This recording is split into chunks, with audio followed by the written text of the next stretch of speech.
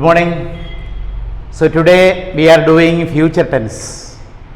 As I told you earlier, future tense has three subdivisions, mainly three subdivisions. But some people say that some people are of the opinion that it has four subdivisions. But actually, see, present perfect, future perfect continuous tense is not workable. It is not viable.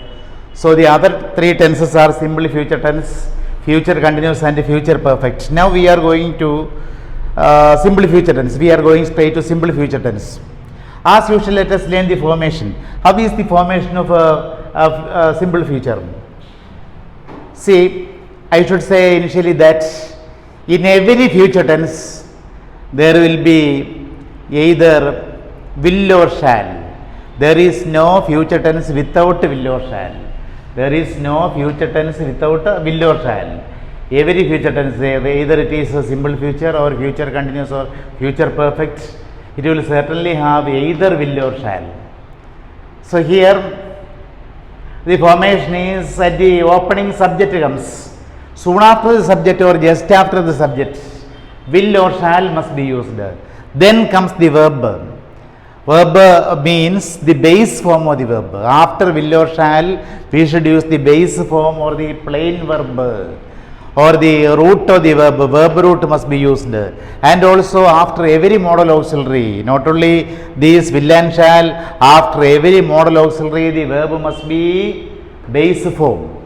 That you should keep in your memory always, that you have to remember always. So this is the formation. Then what is the use of simple future tense? What types of actions does it show? What kinds of actions simple future tense shows? Simple future tense shows actions yet to happen or future actions. അപ്പോൾ simple future കാണിക്കുന്നത് ഇനി നടക്കാൻ പോകുന്ന പ്രവൃത്തികളെയാണ്, സംഭവിക്കാൻ പോകുന്ന പ്രവൃത്തികളാണ്. ഭാവികാലമാണല്ലോ സംഭവിക്കാൻ പോകുന്നതെന്ന് പറയുന്നത്. ഇപ്പോൾ പാസ്റ്റ്, പ്രസൻറ്റ്, ഫ്യൂച്ചർ, ഇതിൻ്റെയൊക്കെ ഒരു ബൗണ്ടറി അല്ലെങ്കിൽ ഇതിൻ്റെ ഒരു ബാരിയർ എന്ന് പറഞ്ഞാൽ വളരെ നേർത്തതാണ്. ഒരു സെക്കൻഡിൻ്റെ ഫ്രാക്ഷൻ കൊണ്ടാണ് പ്രസൻറ്റിൽ നിന്ന് ഫ്യൂച്ചറിലേക്ക് മാറുന്നത്. അപ്പോൾ സംഭവിക്കാനിരിക്കുന്ന പ്രവൃത്തികളെ കാണിക്കുന്നത്. അപ്പോൾ നമുക്ക് നോക്കാം. See how is the formation? Subject plus will or shall plus base on the verb. What are the circumstances or conditions in which we can use will or shall?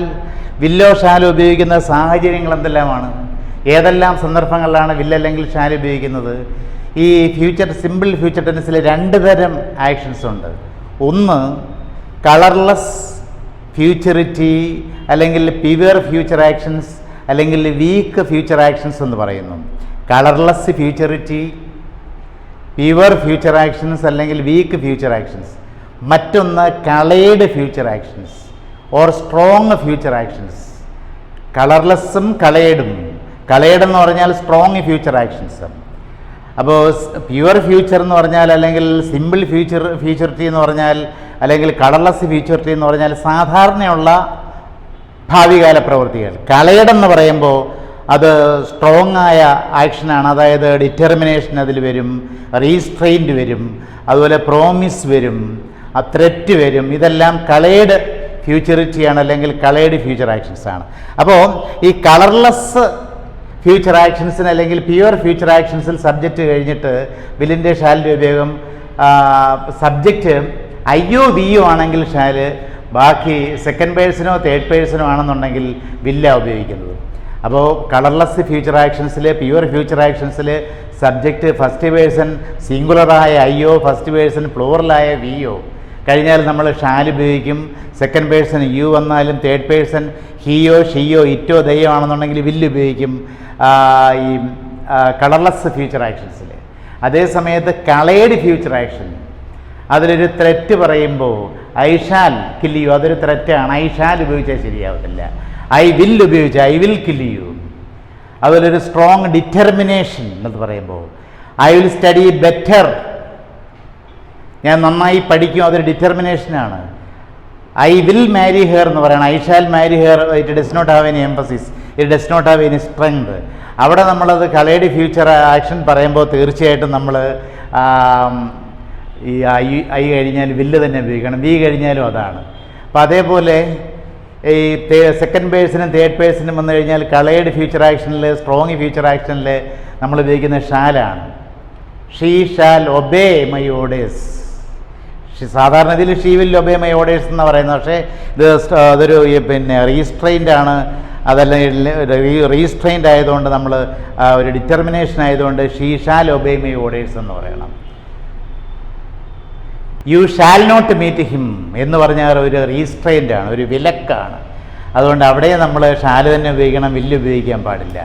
അപ്പോൾ ഇതാണ് these are the uses of will and shall. അപ്പോൾ how can we express sentences in simple future tense? Simple ഫ്യൂച്ചറിൽ എങ്ങനെയാണ് വാക്യങ്ങൾ നമ്മൾ express ചെയ്യുന്നത്? How are the sentences made? ഞാൻ നാളെ തിരുവനന്തപുരത്തേക്ക് പോകുന്നു, എങ്ങനെ പറയും? ഐസ് എ നോർമൽ കേസിലാണെങ്കിൽ I shall go to Thiruvananthapuram tomorrow. ഞങ്ങൾ നാളെ ഞങ്ങളുടെ രോഗിയായ സുഹൃത്തിനെ കാണുന്നുണ്ട്. വി ഷാൽ മീറ്റ് അവർ സിക്ക് ഫ്രണ്ട് ടുമാറോ. അടുത്ത ആഴ്ച എൻ്റെ സുഹൃത്ത് ദുബായിൽ നിന്നും മടങ്ങി വരുന്നു. My friend will come from Dubai tomorrow. I shall help my friend. My father shall arrange the money for the picnic. My mother will cook delicious food. My teacher will teach all the portions in grammar. അപ്പോൾ ഇത് സാധാരണ രീതിയാണ്.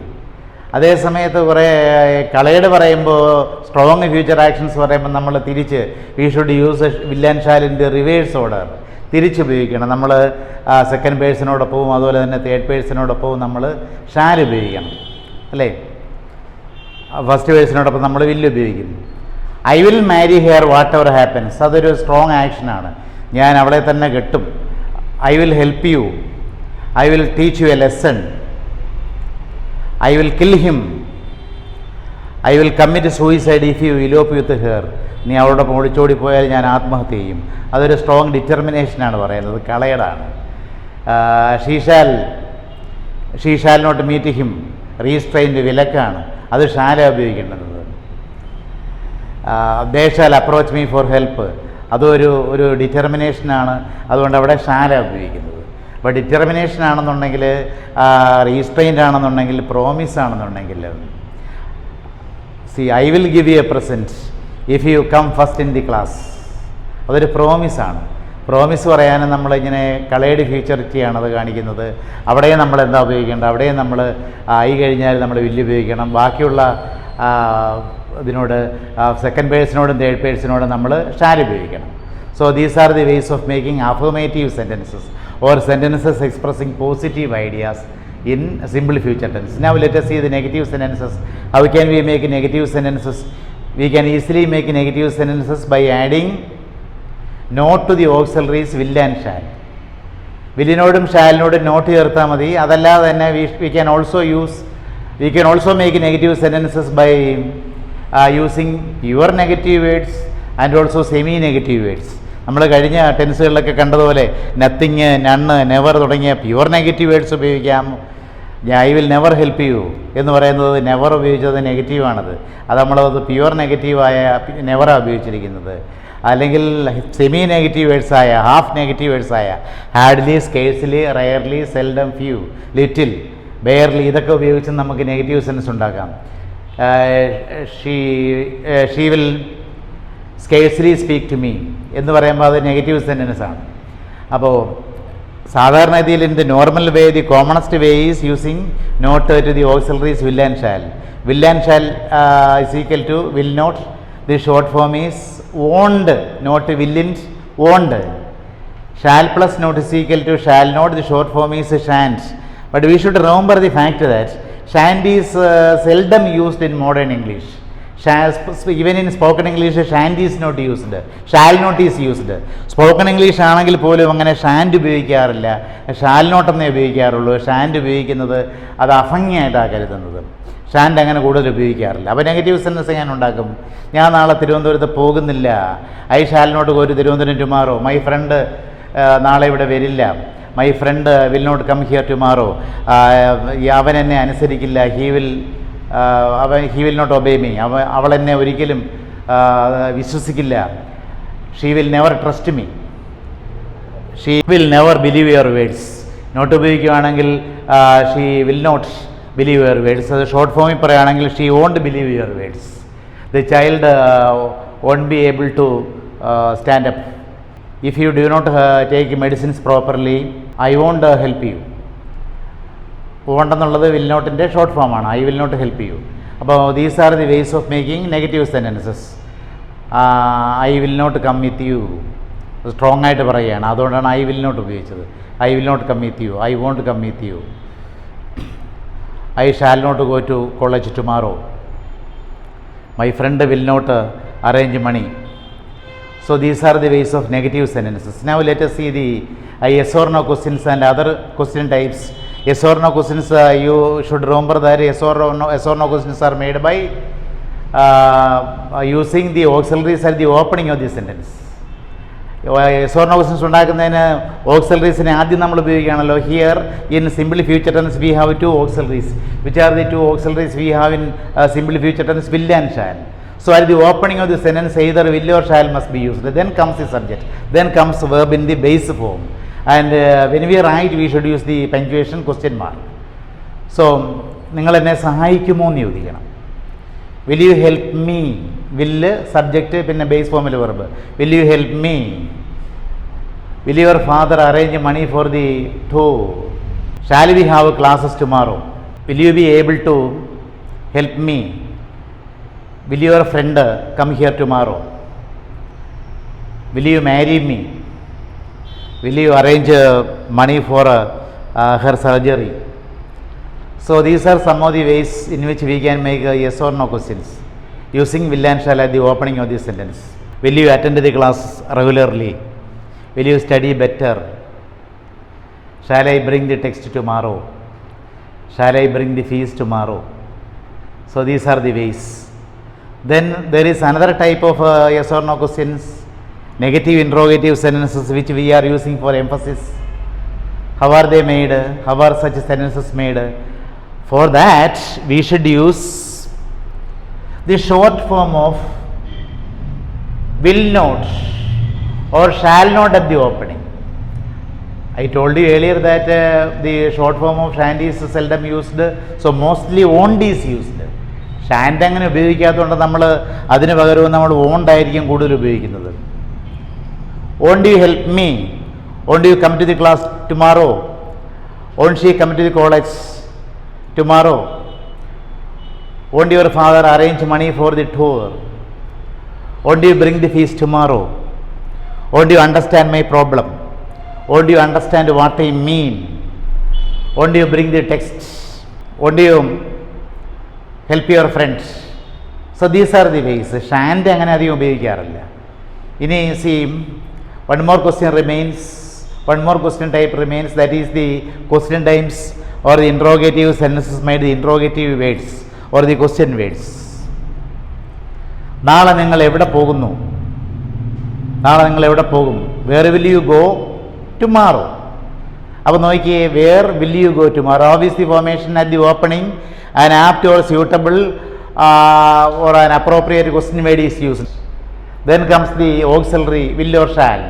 Then comes the verb in the base form. Question word, then will or shall, question word, will or shall, subject, then verb in the base form. So this is the way. നിങ്ങൾ എങ്ങനെ പണം arrange ചെയ്യും? How will you arrange money for the picnic? Where will you get that instrument from? When will you return my money? How will you convince her? When will you get there? Get means reach. When will you reach there? What will you have for lunch today? So these are the ways of making questions with the question words.